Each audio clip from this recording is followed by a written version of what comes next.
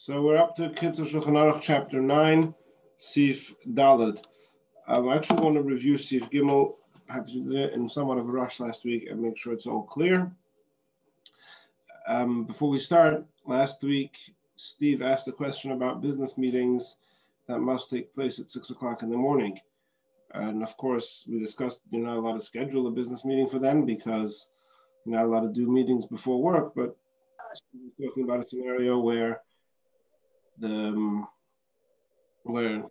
that's the nature of the work. It has to be done, different time zones, and there's no workaround.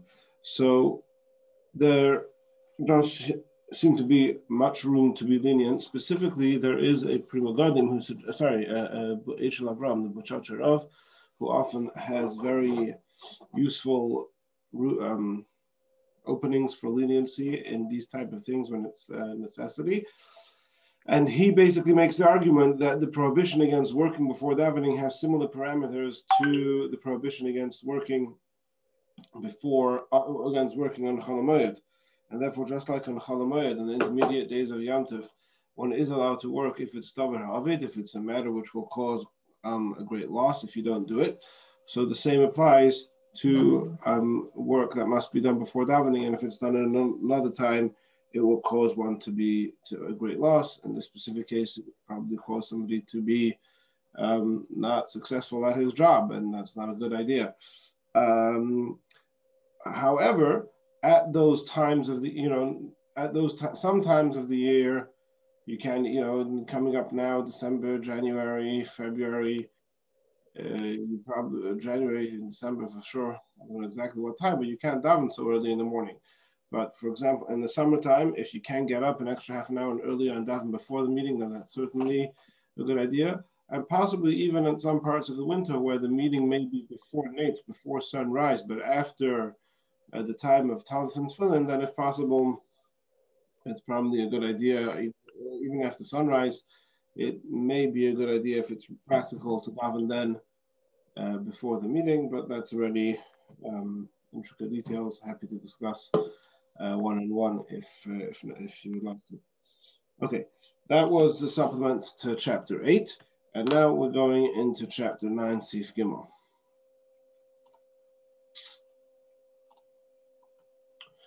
Okay. Let's read this again. We read this last week, probably a good idea to review.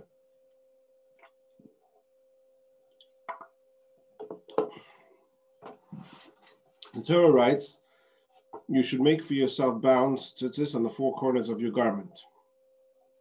Among the laws the sages learned from this verse are, 1, that tas of the tzitzis must be made, i.e. the attaching of the tzitzis is the final act which makes the garment fit for the fulfillment of the mitzvah. If, however, after attaching the tzitzis there is something else to be done to complete the mitzvah, then it is invalid because the tzitzis were not made but came into being. We call this tas of elim and ha'osoi, make and not that which came into being by itself. So we'll see practical applications of this as we learn the next few paragraphs, and we gave some examples of this last week. And there's also parallels in other areas of halacha. For example, a mezuzah. You can't affix the mezuzah to a piece of wood and then put that wood as your doorpost. First, you have a door with doorposts, and then afterwards you affix the mezuzah parchment onto it. We spoke also about schach on the sukkah, and here also with tzitzis, the same is the case. And again, we'll see the practical applications of that in the coming paragraphs. Al arba kanfes, on the four corners, the mitzvah is to attach the tzitzis at the corners. It is considered the corner when it is no more than 3 thumb breadths and not less than the distance between the thumb's middle knuckle to the end of the nail from the edge of the garment. So we're speaking here about 2 measurements. I may have mistaken this last week. Thumb breadths is the width of your thumb. So this, what is it, half an inch or so, the width of your thumb. A kesher gudol is the amount of space from the middle knuckle to the tip of the thumb. So I don't know, probably approximately 2 thumb widths is 1 kesher gudol. But we'll see that we're using those 2 different measurements in this sif, and they are somewhat interchangeable. Now, sorry, they're not interchangeable, but they're both used, and we have to keep track which one we're talking about. So we start off here. The hole. This was all an introduction. The hole through which the tzitza, which is singular for tzitzis, is inserted should be no further than 3 thumb breadths from the edge of the garment, whether along its length or its width. I tried to find some good pictures. I didn't find some very fancy pictures, but if you see here, right, you're talking about a talus that has one hole.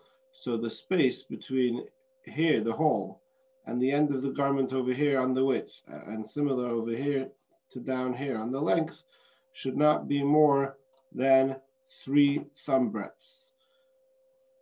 Now, the reason why we do because if it is more than 3 thumb breadths away, it is not considered on the corner of the garment, but rather the garment itself. If the hole was made above 3 thumb breadths, although upon tying the tzitza and drawing the knot, the garment is creased, causing the hole to be lowered, it is nevertheless invalid. So what that means is, going back to our picture over here, imagine instead of putting the hole over here, you put the hole over here, or even over here. So it's more than 3 thumb breadths away from this edge. And then you put in the strings and you tie the knot. And when you tie the knot, the area of the material over here, in between the hole and the edge, becomes creased and sort of tied together tight within the knot. So once you factor in the crease, you've now, let's say you put your hole over here, which is 4 thumb breadths aside, and now you've creased it in half, so now it's only 2 thumb breadths aside. Nevertheless, that does not help because we're not concerned with how much space it's taking up right now. We're concerned with how much space is there actually there, and we'll see that on the flip side is also true that if your hole is too close to the corner, we'll see soon. We use the same logic. It works both ways. We'll see soon. If the hole was right, if after threading the tzitza through the hole, which is above the prescribed distance, he widened the hole by cutting it in order that the tzitza hangs within 3 thumb breadths of the edge, it is still invalid because Scripture says, "You shall make and not that which is already made." So here's the first example we're encountering of this concept of tasa v'lo min ha'osui, that you have to make the tzitzis in a kosher way and not make the tzitzis not kosher and then do something else to retroactively make them kosher. So the example he's giving here is, imagine you have a hole over here, you put in the strings and tie the tzitzis, and then after you've done that, you make the hole bigger so that the edge of the hole now, so the tzitzis now come within the 3 thumb breadths distance from the edge because you've made a bigger hole. So that's no good because tasa v'lo min ha'osui. First, you have to make the hole bigger to bring it closer to the edge, and afterwards you tie the tzitzis into them.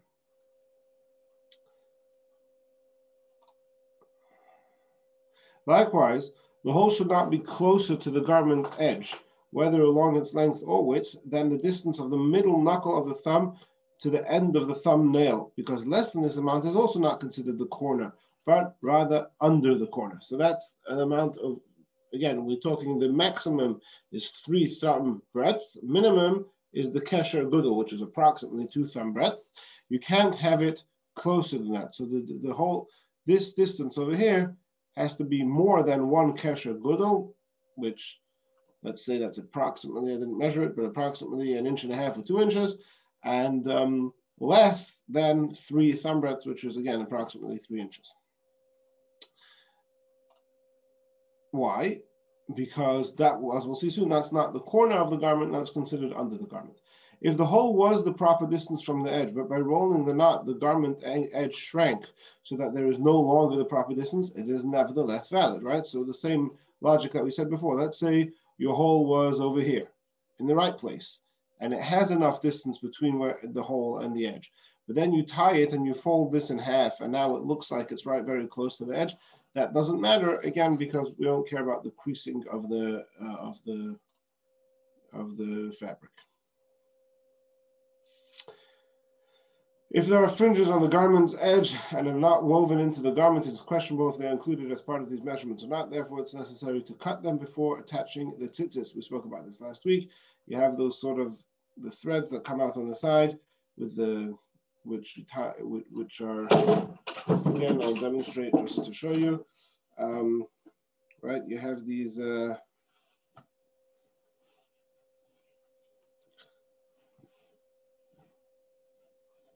Right? You have those, whatever these things are called, along the edge of the fabric. But on this part of the fabric where the tzitzis is, we cut them off because we wouldn't know whether that's considered part of the garment or not. And then how do you measure the distance of your hole? Should it be from the edge of the fabric or from the edge of those little these little things? So therefore we make sure that we don't have those over here. Some people don't have those things at all. There's no halachic reason to have them. It's just sort of a stylistic thing. It looks nice. And so, you know, okay.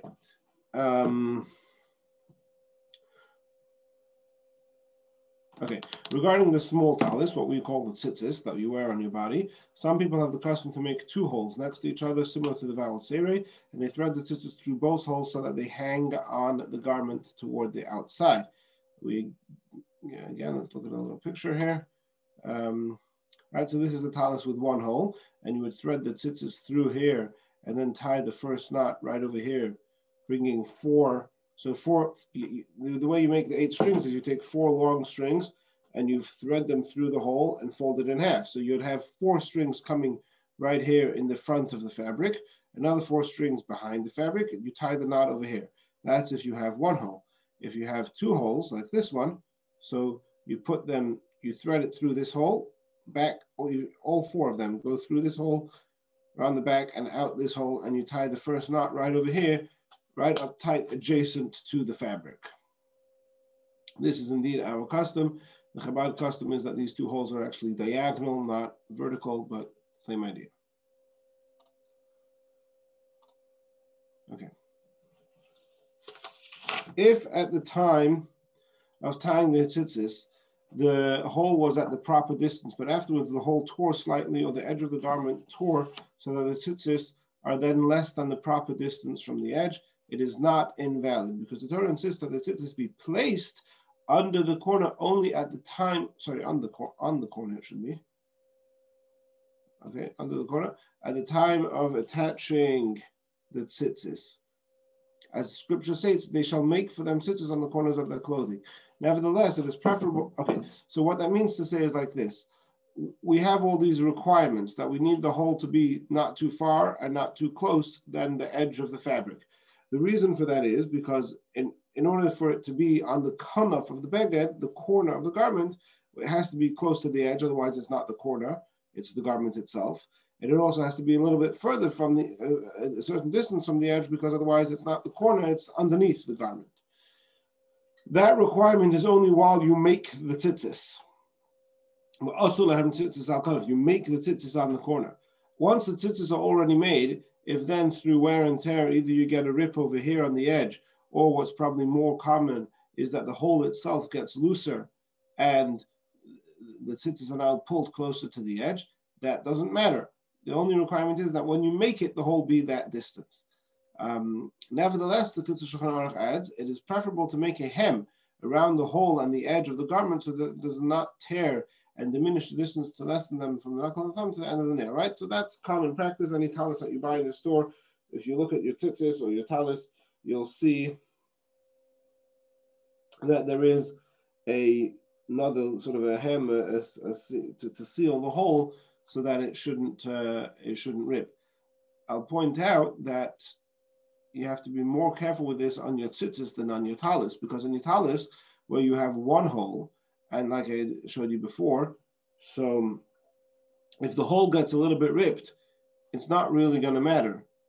Whereas in the tzitzis, if you have 2 holes, and what's holding the tzitzis to the strings to the garment is just this little bridge in between the 2 holes.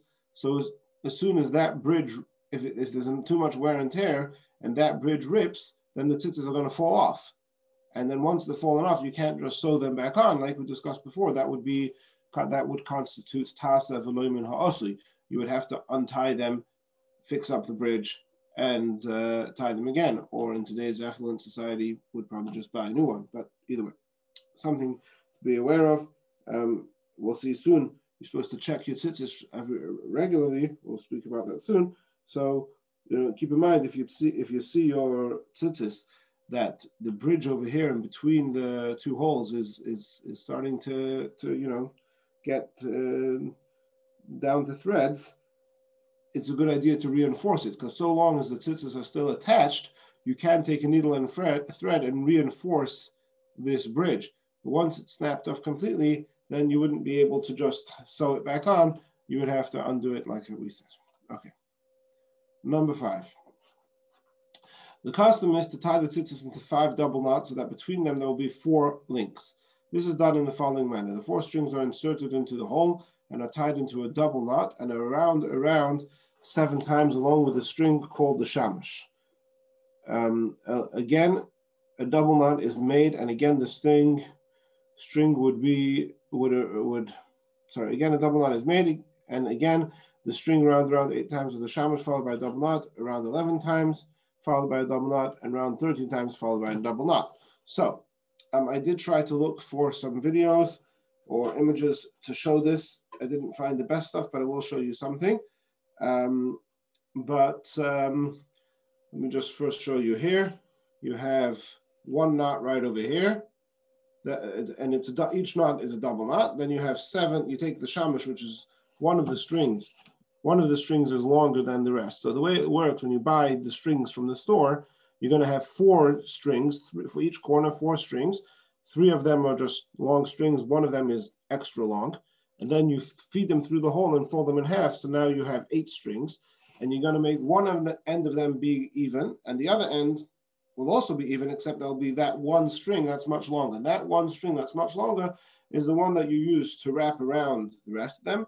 And hopefully they've designed it well that when you finish wrapping all the wrappings around, that 8th one works out approximately the same size as the rest. As you can see on this tallis right here, it's pretty much a good job. They're all, within an inch of each other at the end. So you have 1 double knot here, followed by 7 strings around, another double knot followed by 8 strings around, another double knot followed by 11, another knot followed by 13, followed by a knot. So for a total of 5 knots and 4 windings in between. Let me try and show you here a quick video or 2 about this.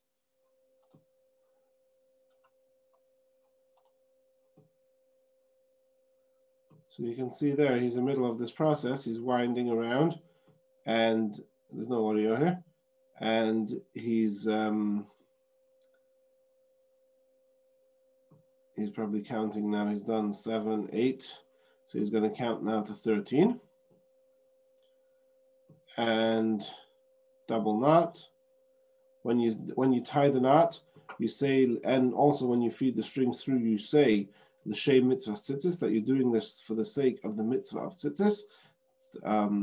That's custom. It doesn't invalidate it if you don't say that, but it is customary to do that.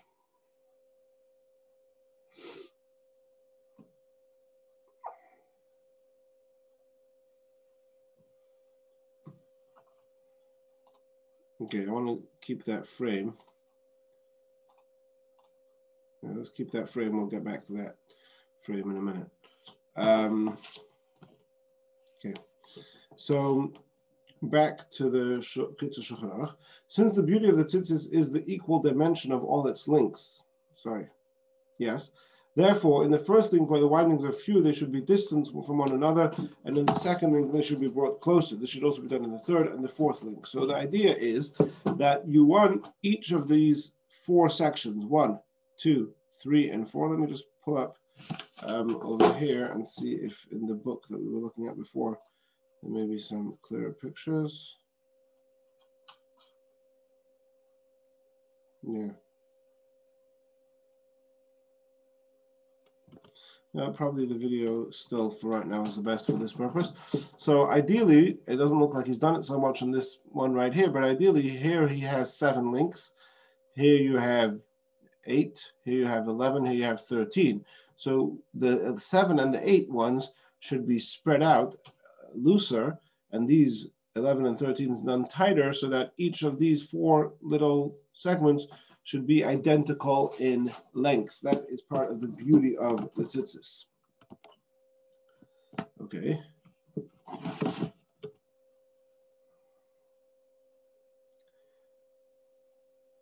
Now, the proper length for each shitza is that from the first knot until the end of the string should be at least 12 thumb breadths, which is not very much, right? We're talking about, again, approximately 12 inches from the top knot right over here all the way to the end over here. These are obviously a lot more than that, but that's the idea.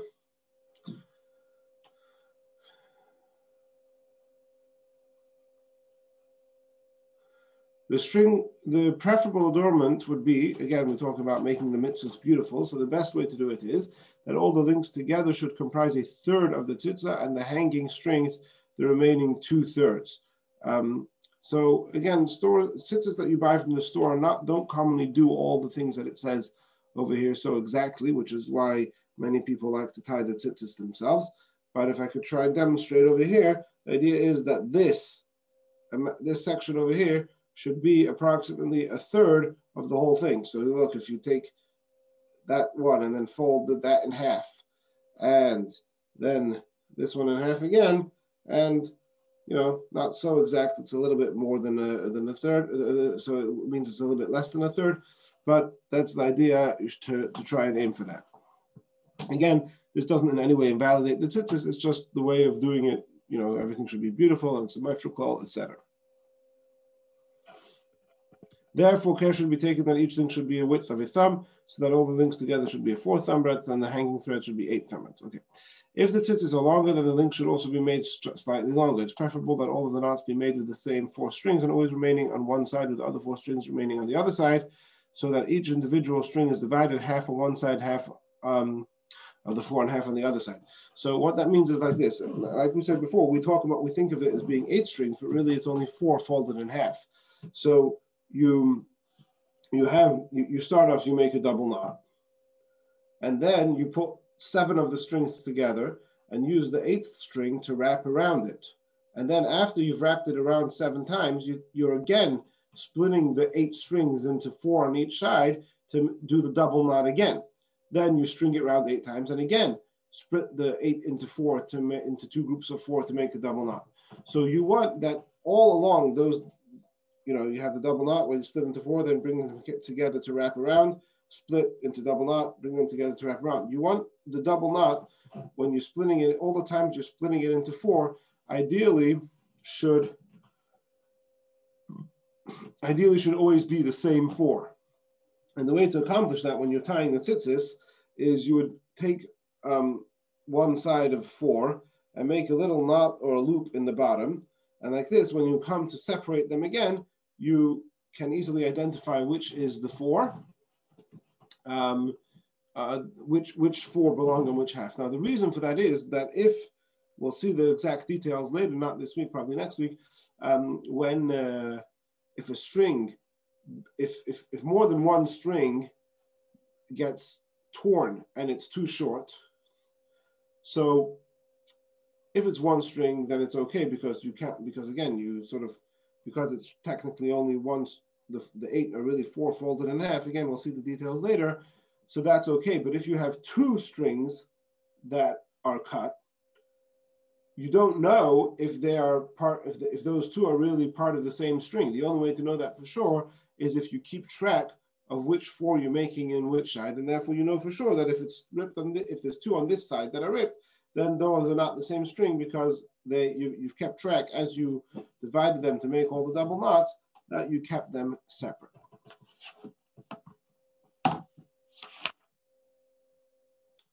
Now, the Chabad custom is a little bit different than this. Not just the Chabad custom. Many have the custom to make chuli. So here you have the general thing where you have 7, 8, 11, and 13, just like we saw in that video. Wrap it around 7 times, wrap it around 8 times, and you're done. The Chabad custom and some others have the custom to use chulios, which means within those 7, you split them into more intricate groups. So, for example, groups of 3.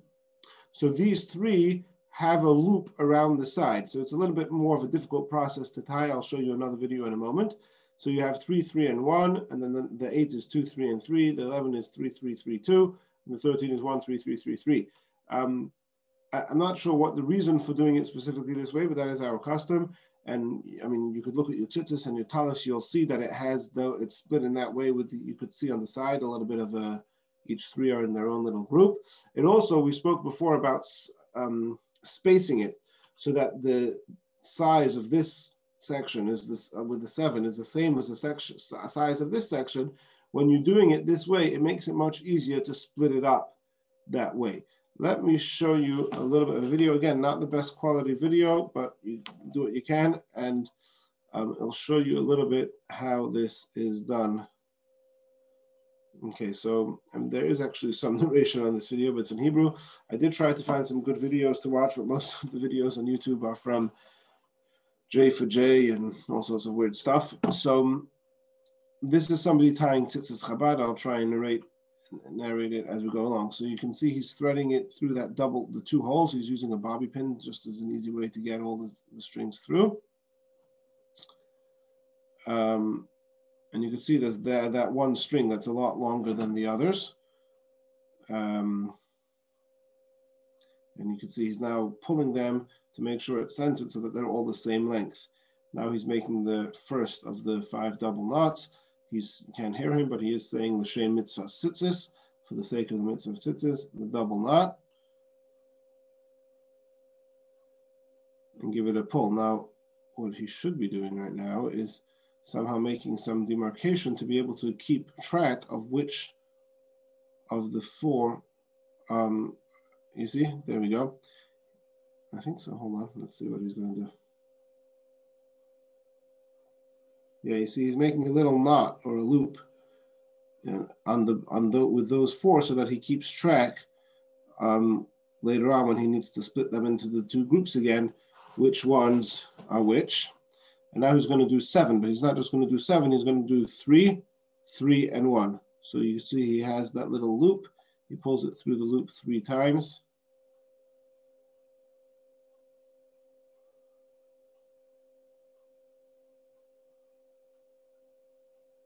And tightens it. I'm gonna speed this up a little bit.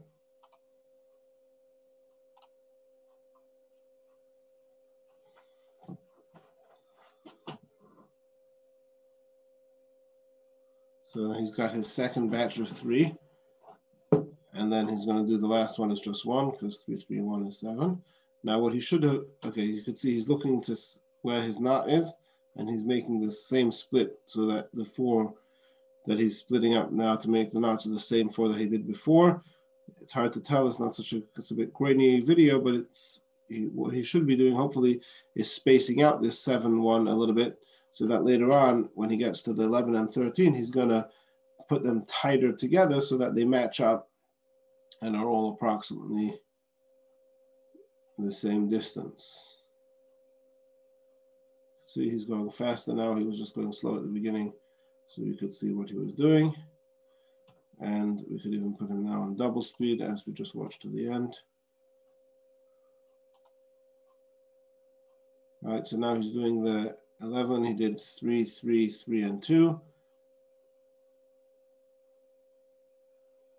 And now he's up to the final one. He's going to do 1, and then 3, 3, 3, 3 will be 13.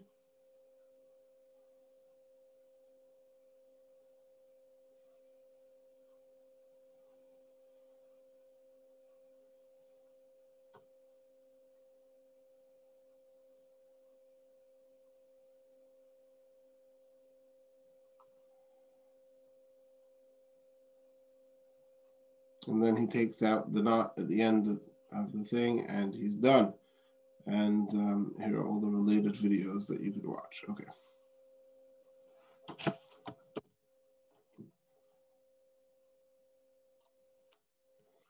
Okay, number 6. If anybody wants to pause to ask a question, now's a good time probably. Okay, number 6.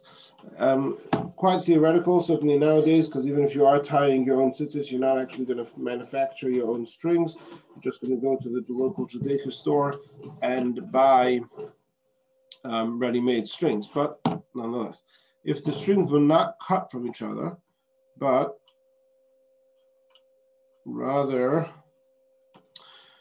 one very long string was taken and folded to make 4 strings, and in this manner inserted into the hole and then made into knots, and afterwards you cut, separating them into individual strings. It is invalid. This is based on the verse in scripture, you shall make tzitzis for yourself. The word tzitzis, we infer from this, you shall make tzitzis for yourself. Again, we spoke before, here's another example of tasa v'lo min ha'osli. We infer from this that you must make the tzitzis and not have the tzitzis that come into being, meaning it is required that the tzitzis be valid when they are attached to the garment. They may not be invalid at the time of attachment and become valid afterwards through another action that would cause them to be valid. Again, the same concept of tasa v'lo min ha'osli.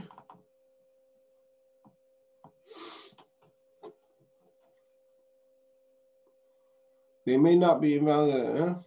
This entire procedure is invalid. Similarly, if the tzitzis were made properly on another garment and that garment tore, and you wish to place the tzitzis in the same way on another garment, which is quite similar to the example we gave before. If you're bridging the two between the two holes on your tzitzis rips, and your tzitzis come off and you want to reattach them, it is not okay. Or even on the same garment, for example, if the garment tore on the hole on the edge of the garment, causing the tzitzis to fall, and you want to put it back to its proper place and then restitch the garment until the hole. This is also invalid because of tasa v'lo min ha'osli. Similarly, if you tie the tzitzis when the garment was exempt from tzitzis, for example, when most of the garment was sewn, right? So we spoke about this last week. If you have what they call the undershirt tzitzis, where you have the garment that goes over your head, it rests on your shoulders, but on the sides and beneath your arm, it's sewn together. It has to be split open at least more than Rov HaNikar. It has to be the majority, the obvious majority of it is split open, right? If it's just open a little bit at the edge, that doesn't make it into a 4-cornered garment. If any of you are wearing a t-shirt right now, you could look at the side of your t-shirt. Often you have at the bottom, the last inch of the t-shirt has on either side has like a little split. That doesn't make it into a 4-cornered garment. In order for it to be a 4-cornered garment, you have to have the split go most of the way up on either side. So if, for example, you tied the tzitzis on the corner and only afterwards ripped the stitching to open it up on the sides, that would similarly be invalid for the same reason of tasa v'lo min ha'osli. So that's what he means. For example, when most of the garment was sewn. Afterwards, you undid some stitching, causing the garment to be open most of the way, and as a result became obligated to have tzitzis. It is the tzitzis, if the tzitzis remain as they were, they are invalid because of tasa v'lo min ha'osli. Rather, the tzitzis must be untied and tied again properly. The same applies to any similar circumstance. And another example we gave of this last week, which is a matter of debate in the poskim, is if you have a garment that was not obligated in tzitzis because it was only used for nighttime use, and then you decided to change and you're going to use it for daytime use, so you sort of retroactively render this garment obligated in tzitzis. Does that thought process create a tasa v'lo min ha'osli issue? And that's a matter of debate, and ideally one should be stringent about that. Okay, before putting on a talis, the tzitzis should be checked as to their validity. Just a second here. To check up something. Okay. Before putting on the talis, the tzitzis should be checked as to their validity. You must also check the strings that go through the hole as well as the shamoshim. The strings should also be separated so that they must not be entangled with each other. So every day before you put on your talis, you have it over your shoulder, you check the tzitzis. What are you checking for? A number of things. You're checking, I don't remember if we might have mentioned this last week, you're checking over here, against sort of over here by the hole to make sure that none of the tzitzis are ripped over here, because if one of the strings would rip over here, the tzitzis wouldn't fall off because they're all tied together over here. So you have to check that no strings are snapped over there. You check that the holes and this whole section is still intact. Then you check that you still have 8 intact strings over here. And then he says the strings should also be separated. The reason for this is because the term tzitzis literally means individual strings, right? So we don't want them to be entangled together. So every day, part of the checking process, is also to split them. Now, this has to be done every single day before you make the bracha on your talis, even on Shabbos. Now, even on Shabbos, if you see the knot is loose, you may not tighten the knot on Shabbos, but still, for the rest of the process, you must check it on Shabbos as well to make sure that none of the strings are ripped. Now, even though the Alter Rebbe explains that even though it's unlikely that you just checked them yesterday, it's unlikely that something happened to them or one of the strings are snapped in a way that would invalidate them. But on the flip side, it's also not likely that you could go forever without the tzitzis getting ripped. Eventually, it's going to get caught on a chair, under your foot, in a door. Something's going to happen, and it's going to rip. So because we have to check them every so often, so Chazal instituted that they must be checked every single day before you say the bracha. And the same applies. There's some question as to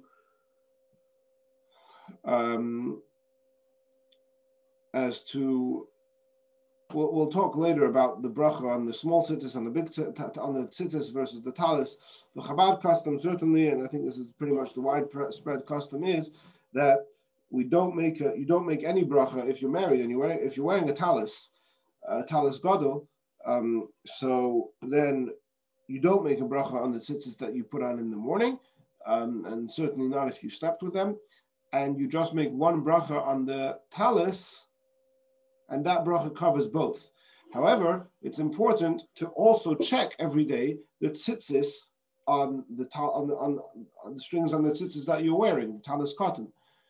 So that could either be done, sort of before davening, at the same time you check your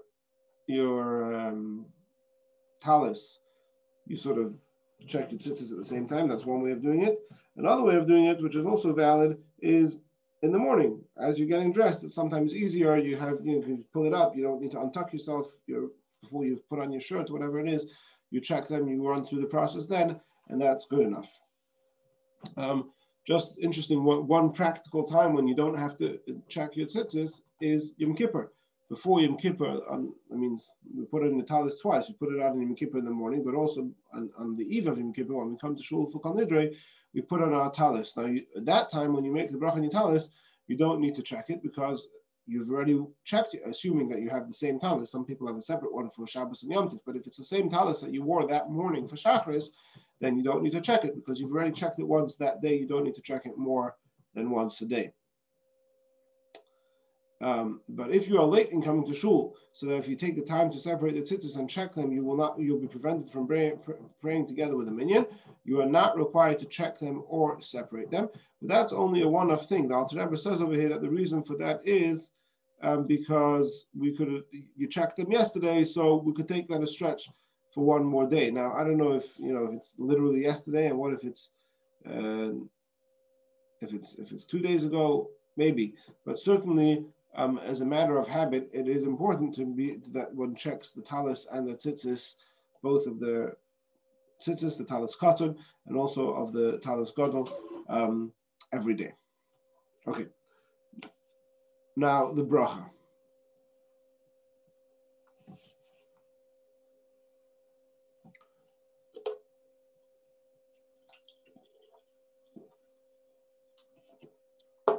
All mitzvahs require a bracha over la'asiyasin before you do them. That is, the bracha must be made before the performance of the mitzvah. Immediately after the bracha, the mitzvah must be performed without any interruption. Therefore, you should hold the talis with both your hands and think consciously that the Holy One, blessed be He, commanded us to wrap ourselves to the tzitzis so that we remember to do all His mitzvahs, as it said in Scripture, and you shall look upon them and will remember the commandments of Hashem. So there's 3 mitzvahs which are unique. Yeah, the 3 mitzvahs which the Torah says lema'an, that we do this so that. One of them is tzitzis, another one is tefillin, and another one is sukkah. Those are the 3 mitzvahs that whenever you do a mitzvah, you should have in mind that you're doing a mitzvah and that you're doing it for the reason that the Torah says to do it, if it's a mitzvah that has a reason. But specifically with tzitzis, the Torah says, Lema'an tizkaru, so that you shall remember all the mitzvahs. So when you make the bracha on your talis, you should look at the tzitzis and think about the fact that you're doing this mitzvah in order that you remember all the mitzvahs of the Torah. Now, while standing, recite the bracha, the satif b'tzitzis. That's a general principle for all brachas on mitzvahs, not for brachas on food, but for brachas on mitzvahs, you always say the bracha standing. And you say lehis atif b'tzitzis. The Kitzur Shulchan Aruch says that the vowel is pasach under the base, so it's lehis atif b'tzitzis. Actually, many have the custom, as does Chabad, that it's with the shavah, lehis atif b'tzitzis, not b'tzitzis. You should then immediately cover your head with a talis so that the talis extends below the mouth, and then bring the corners of the talis up to your neck and wrap yourself in the manner of the Arabs. Okay. So what that means is like this. And again, the Chabad custom is a little bit different than this. What that means is like this. The text of the bracha is lehis atif, to wrap in the talis. Now, the reason why that was the bracha that was instituted is, even though nowadays we don't usually wrap ourselves in our clothing, we have clothing that that's designed to fit to our body shape. But the olden way of doing things was to wrap yourself in garments, which is why that's the text of the bracha. So because that's the text of the bracha, we have to make sure to wrap ourselves with the talis. Now, we don't have to be wrapped in a talis for the entirety of davening, but just for the short duration of time of which it takes to walk 4 amas, 6 feet, right? So for a few seconds, you have to stand in that position after you make the bracha. So he says, cover your head with the talis so the talis extends below your mouth. Now, our custom is not below the mouth. When we make the bracha, we just extend the talis below our eyes like this, just so that you could still sort of see if you look downward, right? And then bring the corners up to your neck and wrap yourself in the manner of the Arabs. Again, atifis yishma'edim. So the mouth should also be covered. It's let me see if I could find a specific video. I'm not sure if I'm supposed to demonstrate this at night because we're careful about not wearing the